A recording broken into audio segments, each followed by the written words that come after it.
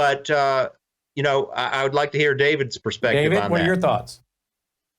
Yeah, it's following up on what Leo said. President Trump actually joked with Starmer and said, "You think the UK can take on Yes, Russia he by did. itself?" And there was laughter in the room because everyone knows that the UK it's a great power, but it's a second-rate great power. It's not anywhere remotely in the ballpark of the Russian Federation, which is now spending by terms of purchase power parity more than the entire EU combined on its military, and is producing more munitions, certainly 152 munitions than the entire EU and the US combined. So they have a tremendous capability, and they only have like just over half of their military industries that they used to have, but under the Soviet days. But they built it back up because of Biden's war in Ukraine. But in terms of how that war would play out,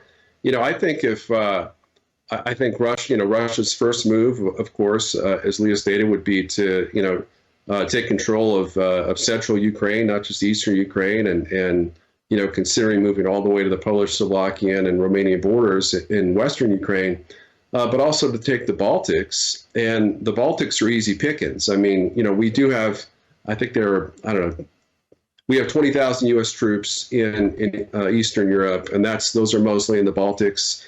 Poland and Romania, I think about 1,000 in Slovakia. But it would be very easy for them to surge through the Svalky Gap, which is, I think, like 55 miles, and cut off the Baltics from NATO.